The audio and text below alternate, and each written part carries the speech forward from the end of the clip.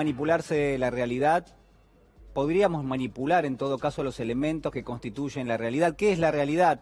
Si no es en definitiva una realidad entre comillas, algo que en algún caso parece más un simulacro que a la realidad en sí. Cuando hablamos de las herencias que se inscriben dentro del mandato de Alberto Fernández, uno puede hacer mención a dos o tres que son ineludibles. Por supuesto, la cuestión de carácter económico, el relato de los últimos años, la primarización de la economía, lo que ha sido el deterioro del salario en términos reales. Mire, hay cuestiones que son centrales, que son fácilmente mensurables, donde uno puede establecer rápidamente cuál ha sido el interés detrás de todas esas políticas y qué han generado en algún caso todas esas políticas que se han tomado. Y la resultante de eso es en gran medida, pero también sociales, porque por supuesto en materia de derechos habrá que evaluar en algún caso si durante los últimos 4 años, y hablo entre el año 2015, primeros meses del 2016 y fines del 2019, el saldo es positivo o el saldo es netamente negativo. Y estoy hablando no solamente de los derechos que hay que discutir,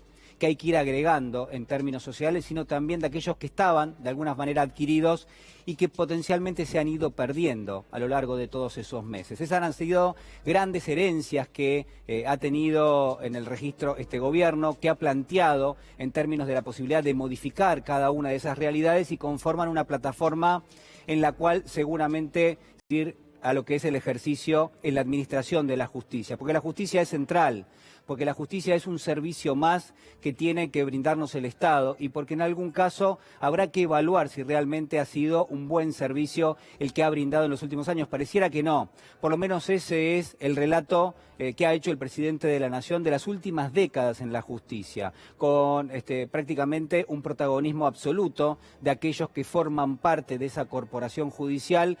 Habrá que prestar atención a cuáles son los elementos centrales que recorren ese plano. Y está claro que el presidente lo mencionaba y decía, miren, a lo largo de las últimas décadas incluso, el deterioro ha sido gradual, pero ha sido permanente, en el gran sentido del término. Ha sido una erosión en términos generales realmente muy importante. Entonces, claro, la pregunta es cómo trabaja la justicia, cuáles son las observaciones que uno puede hacerle, cómo se dibuja en este cuadrante en gran medida la metáfora de la justicia en la Argentina y cómo se involucra con otros sectores que están siempre detrás del ejercicio de esa justicia. Por ejemplo, el poder económico, el poder concentrado, la búsqueda de, en la distribución de la riqueza, quedarse con la mayor porción posible. Todo eso muchas veces se solventa en la manipulación de la realidad, que es al mismo tiempo la manipulación de la justicia. Mire, estos días son una metáfora absoluta de lo que ha sido el ejercicio de la justicia, porque empezamos a conocer el detrás de línea, el detalle, la letra chica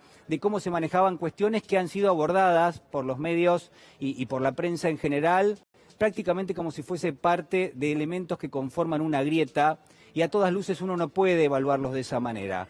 Y déjeme hacer un detalle, por ejemplo, en lo que se los conoció en las últimas horas, y hablo del exsecretario, del expresidente Macri, de Darío Nieto, quien por supuesto tenía una injerencia bastante fuerte en los asuntos de la Casa Rosada. Y en ese contexto queda, si usted me permite el término, el rezago, el residuo, el saldo prácticamente marginal si se quiere, pero que sirve como metáfora de lo que fue la manipulación de la realidad y de lo que fue la manipulación de los distintos resortes que conforman esa realidad. Por ejemplo, los negociados, por ejemplo, cómo pasar por arriba de algunas cuestiones que son centrales, como es las leyes, las normas, las resoluciones que rigen, en este caso en particular, y solamente a modo de ejemplo, en el sistema financiero. Y es solamente un ejemplo. El sistema financiero que, por supuesto, administra una cantidad de recursos enormes y en parte son suyos y míos esos recursos y están dadas las leyes para preservarlos, para que no haya una manipulación absoluta precisamente de esa riqueza que se distribuye y que después se estoquea y se guarda. Y lo que estamos viendo, y lo vamos a ir repasando, es la forma en la cual y esto es solo un ejemplo, insisto, marginal, muy menor, pero que nos sirve para el análisis, cómo se manejaban estas cuestiones que se dan al debate público por otro lado, porque conviene darlas por otro lado, porque muchos medios buscan presentarlo de otra manera, y no como tienen que ser, que es con los datos. Y los datos los que están consignando, y lo vamos a ir viendo, es cómo este señor, el secretario del expresidente Macri, intervenía en algunas cuestiones que eran centrales para ese momento. Estoy hablando del último mes del mandato del expresidente Macri, estoy hablando también de gestiones que se hacían para inyectar recursos en una empresa que a todas luces venía de defaultear prácticamente los pagos que tenía que hacer con todo el sistema financiero, pero sobre todo con el Banco Nación. Y la primera pregunta que hay que hacerse es ¿por qué con el Banco Nación sí, con el resto de los bancos no?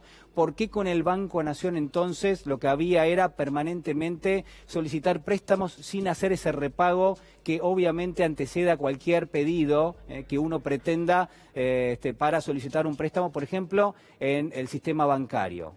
Trate usted, por ejemplo, de hacer un pedido de un crédito sin pagar el crédito previo y seguramente no le van a prestar absolutamente nada. Pero en el caso de Vicentín, por supuesto que era distinto. Fíjese cómo en los mensajes que se conocieron en las últimas horas y donde se lee muy bien el detalle de cómo se gestionaba, ¿no? Porque aparte esta es una nota en el teléfono del secretario Darío Nieto, lo que se consigna es hablar con Martín Mura para préstamos a Sergio Nardelli, 10 palos, 10 millones.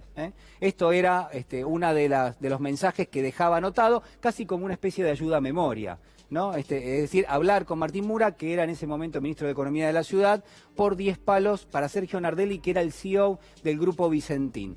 Que no los lleven al directorio, agrega Darío Nieto, ni a la SIGEN, porque la van a complicar. Y quizás acá hay, me parece a mí, una evidencia bastante clara. ¿De qué? Se preguntará usted. De que estaban en terreno de lo ilegal, que estaban en el terreno de lo irregular, que en todo caso estaban pasando por encima de las leyes, de las normas, de todo eso que usted y yo tenemos que respetar, pero que estos señores, en la discrecionalidad del poder político, no lo hacían. Habrá que consignar, y quizás es una materia un poco más técnica, que a esta altura, cuando se estaban mandando estos mensajes, cuando se tomaban estas notas, bueno, ya el Grupo Vicentín debía más de 200 millones de dólares, ya el propio Banco Nación estaba prácticamente, uno podría decir, en estado de alerta, pero claro, como no pasaban por el directorio las decisiones, directamente lo que había era el favor político de inyectar dinero en quien fue el principal aportante de la campaña de Cambiemos. Esto hay que consignarlo, precisamente este préstamo. Claro, de fondo está la justicia, está la herencia de una justicia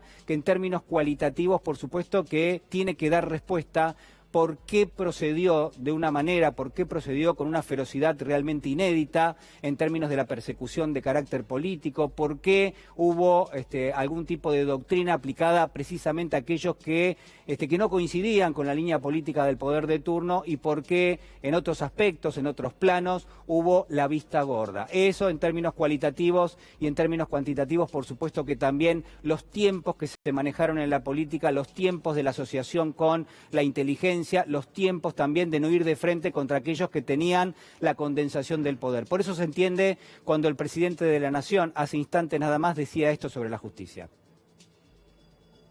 El derecho reclama como indispensable que el sistema judicial se apegue a las normas y se abstraiga de cualquier influencia que quiera torcer la imposición de justicia.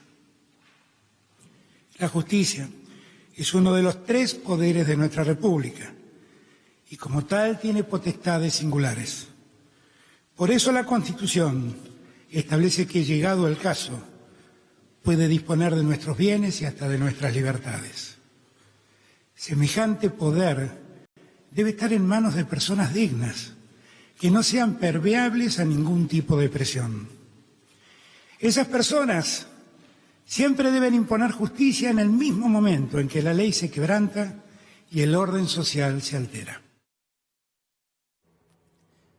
Dicen que en las democracias modernas hay una contradicción que es flagrante, y esto es que mientras hay una conducción política que a medida que se suceden los años tiene que ir garantizando mayor cantidad de derechos para quienes son sus clientes, esto es, sus votantes, sus seguidores, aquellos que participan del espacio político y debieran hacerlo sí o sí, Del otro lado se enfrentan con los intereses de los grupos concentrados, los intereses de los grupos económicos, la imposición muchas veces de estos grupos que lo que buscan es precisamente reducir la cantidad de derechos que generan estas conducciones políticas. Quizás cuando llegan al poder, esos grupos concentrados lo que terminan es achicando los resortes del Estado, reduciendo la cantidad de derechos y, por supuesto, segregando a una parte importante de la sociedad. Pasó en la Argentina y esperemos que no vuelva a pasar nunca más.